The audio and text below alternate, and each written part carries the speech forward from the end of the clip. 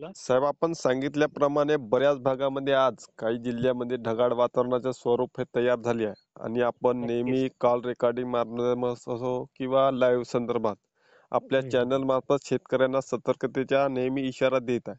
तर आता हो. पुढील 27 ते 30 तारखेदरम्यान कोणत्या हं. जिल्ह्यात व कोणत्या तालुक्यात गारपीट असेल किंवा पावसासंदर्भात कशी अपडेट राहील त्या संदर्भात सविस्तर शेतकऱ्यांना माहिती प्रदान करा.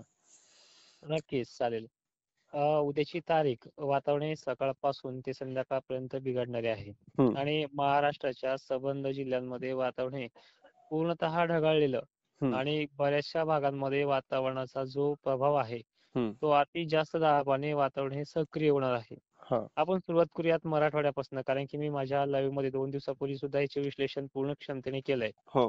तर मराठवाड्यामध्ये नांदेड, बीड, जालना, परभणी, हम्म. परळी वैजनाथ परिसर, हम्म. लातूर निलंगा परिसर आणि धाराशिवचा पट्टा, त्याचबरोबर सोलापूर साताऱ्यापर्यंत हम्म. आणि इकडे नांदेड, यवतमाळ आणि वर्धा, हिंगोली, हम्म. पूर्व विदर्भ, मराठवाडा संपूर्ण हम्म. या सर्व भागांमध्ये उद्यापासून दमदार ते काही 1-2 ठिकाणी जोरदार पावसाच्या हजेरीला उद्या सुरुवात होणार आहे 27 तारखेला. हम्म. 28 तारखेला देखील हे वातावरण शनिवारी देखील आक्रमक होणार आहे.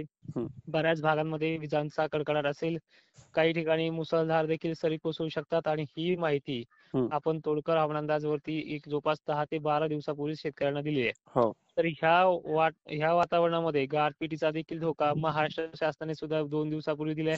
आपण 4-5 दिवसापूर्वीच गारपिटीची शक्यता आहे, कारण की डब्ल्यूडीचा देखील हा पाऊस आहे.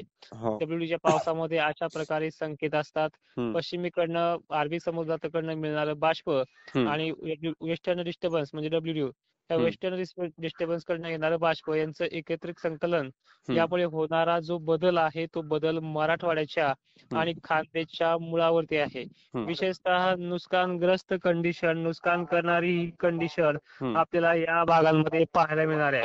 हम्म. जवळपास विदर्भाचा आणि खानदेशचा जळगाव, धुळे, नंदुरबार, शहादा परिसर, हम्म. त्यानंतर अकोला, अमरावती हा जो देखील भाग आहे या भागांना देखील याचे प्रभाव, याचे संकेत पडण्याचे गारपीट होण्याचे संकेत देखील याच्यामध्ये जास्त प्रमाणात आपल्याला आढळून येतात. आता हम्म. गारपीटची टक्केवारी जर आपण बघितली तर नंदुरबार, धुळे 20% जेवढा येतोय गेल्या वर्षीच्या तुलनेमध्ये कमी आहे. म्हणजे हम्म. गेल्या वर्षी जो डब्ल्यूची गारपीट झाली त्या तुलनेमध्ये कमी आहे. हम्म. त्यानंतर बुलढाणा देखील 15% आसपास आहे. हम्म. अकोला देखील 15% आसपास आहे. जालना गारपिटीच्या रडारवरती नाही म्हणलं तरी चालतं, 1-2 तालुक्यांना धाक आहे, तो म्हणजे अंबड, जालना तालुका आहे 2-3 भागांना. हम्म. त्यानंतर विशेष करून गारपिटीचा धोका वाशिमला देखील आपल्या मार्फत देण्यात येतोय. हम्म. त्यानंतर गारपिटीचा धोका इकडे छत्रपती संभाजीनगरची कन्नड शिल्लोड बाजू देखील आहे. हम्म. नाशिकला सहसा याचा धोका नाहीये, हम्म. पण नाशिकचे देखील काही डब्ल्यूचे वातावरणाचे संकेत देखील नाशिकच्या मालेगाव वगैरे भागाकडे हम्म. देण्यात येत आहेत. हम्म. तर आता नागपूर विभागामध्ये परिस्थिती कशी राहील या संदर्भात? नागपूर विभागामध्ये देखील गारपिटीचा रडार बनलेला आहे, पण गारपिटीचं प्रमाण इकडच्या भागांमध्ये कमी आहे. हम्म. हम्म. विशेषतः नागपूर जिल्ह्याची जी वेदर कंडिशन आहे हा. ती सध्याच्या तुलनेमध्ये गुड आहे. म्हणजे धोके इकडेच निवळण्याचे चान्सेस जास्त आहेत. पुढे बुलढाणा असेल, अमरावती असेल, हा. काय म्हणतात त्याला, खानदेश वगैरे जो भाग आहे हम्म. या हम्म. भागाकडे, जळगाव वगैरे एरियाकडेच त्याचे जे गारपिटीचे रडार वगैरे जे काही बनणार आहेत इकडे भागातच त्याची सक्रिय तीव्रता जास्त प्रमाणात आहे. हम्म. अमरावतीपर्यंत जाईपर्यंत मी राहील. हो. आणि हा धोका आहे, जो संबंधित धोका आहे, तो डिसेंबर महिन्यातच राहील का शेतकऱ्यांना परत पुढील वर्षी 2025च्या काळात जानेवारी महिन्यामध्ये देखील हाच धोका संभाव्य राहील?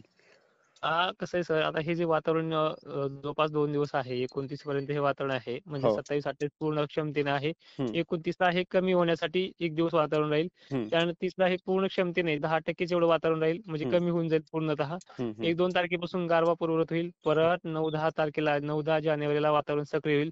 हम्म. त्याची तीव्रता मात्र हे 2 दिवसाचं वातावरण गेल्याशिवाय आपल्याला समजणार नाहीये. हम्म. हम्म. वातावरण येणार आहे हे याच्यामध्ये मॉडेलनुसार व्यक्त होतंय. 11-12 तारखेपर्यंत ते येऊन जाईल हम्म. हम्म. अशी याची शक्यता देखील दाट दिसते. हम्म. आणि याच्यासारखाच एक मोठा कंडिशनचा परिणाम फेब्रुवारी महिन्यात गहू काढणीच्या वेळेस देखील हम्म. आपल्याला येतो आहे. मॉडेलनुसार त्याचे देखील संकेत स्पष्टपणे दिसत आहेत. हम्म. हम्म. पण ती घाबरगुंडी, ही घाबरगुंडी, या सगळ्या घाबरण्याचे अंदाज आपण पोस्टपोन केलेले आहेत. ते फक्त आपल्या चॅनलवरती आपण ते कशा पद्धतीने जाहीर करतोय हे हो. नकाशा त्यांना दाखवण्याचा प्रयत्न करतोय. हो. तर म्हणजे नक्कीच. शेतकऱ्यांना 27 ते 28 या 2 तारखेदरम्यान म्हणजे सतर्क राहावे लागेल.